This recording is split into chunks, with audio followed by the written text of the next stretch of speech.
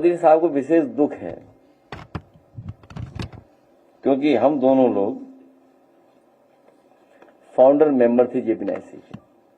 चाहिए साहब ना भी कार्ड दिखाओ।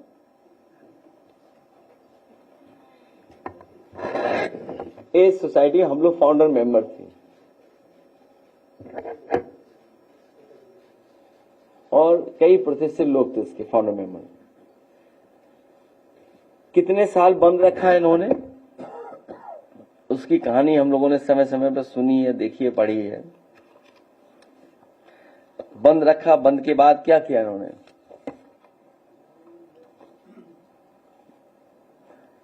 बंद रखा उसको। एक बार हम एक चैनल के इंटरव्यू के लिए हेलीपैड पे चले गए तो चौकीदार को सस्पेंड कर दिया। आखिर कैसे चले गए वहां? पानी की बोतल जेब में थी।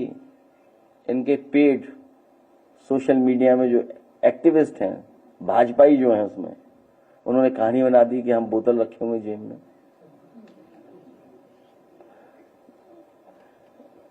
एक बार तो हम लोग जिद करके, आप सब लोग धरने में बैठे थे,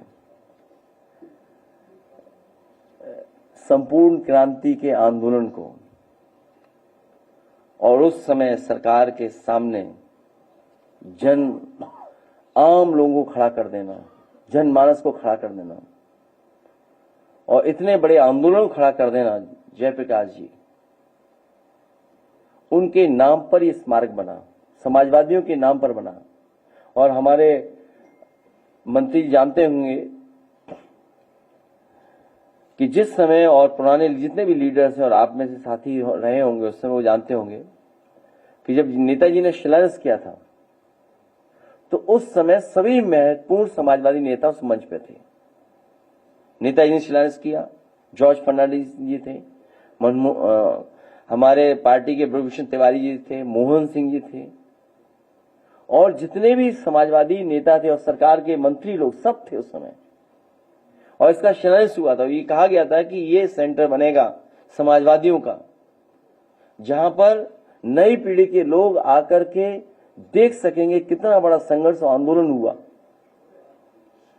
कितना बड़ा लोकतंत्र को, समाजवाद को बचाने के लिए, देश को बचाने के लिए जेपी बाहर निकले। उनके साथ पूरे देश की जनता जुड़ गई और उसका परिणाम यह हुआ संपूर्ण क्रांति के आंदोलन की कि बदलाव आ गया दिल्ली में, नई पार्टी बन गई उसमें।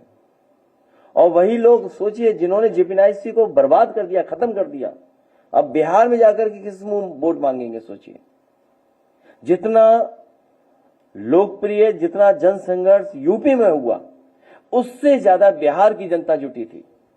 जब रैली हुई उसी के बाद तो और घटनाक्रम हुआ। एक बड़ी रैली जो हुई वहां गांधी मैदान में, उसके बाद ही दूसरी घटनाक्रम हुआ। सोचिए, जयप्रकाश जी इतना बड़ा नाम, आजादी से लेकर के लोकतंत्र को बचाने को लेकर के और देश को नई दिशा देने के लिए, विचारों की नई दिशा देने के लिए, संघर्ष का रास्ता दिखाने वाले, उनकी याद में उनको समर्पित म्यूजियम और ये बिल्डिंग,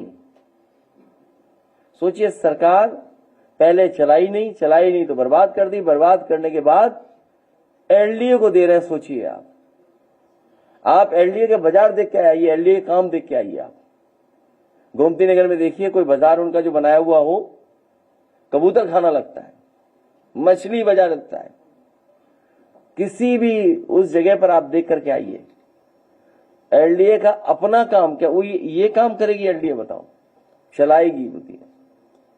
ये सोची समझी रणनीति है कि पहले सोसाइटी को खत्म करिए कैबिनेट डिसीजन से, फिर इसको बेचने की तैयारी करो।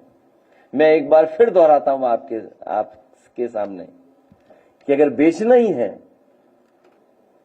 तो हम समाजवादी लोग लेने के लिए तैयार हैं। क्योंकि एक बात कह देंगे तो वो खराब लगेगी, वो शब्द मैं इस्तेमाल नहीं कर सकता हूं। एक दिन हम कह गए थे कहते कहते। तो हम समाजवादी लोग चाहे चंदा इकट्ठा करें, चाहे कुछ करें, क्योंकि हमारे साथ इमोशनल आइडियोलॉजिकल कनेक्ट है इसके साथ। इसलिए हम नहीं चाहते कि इसको बर्बाद किया जाए। कॉमर्शियली एक्सप्लॉइट किया जाए, क्योंकि अगर ये सरकार के हाथ में, सरकार कुछ करेगी तो बेचने की तैयारी करेगी, और इनकी सोची समझी रणनीति होती है निराश करने की। न जाने कितने लोगों की सिक्योरिटी वापस ली, न जाने कितनों के घर वापस लिए, छीन लिए इन्होंने। क्यों? नीचा दिखाते हैं, ट्रस्ट को छीन लिए।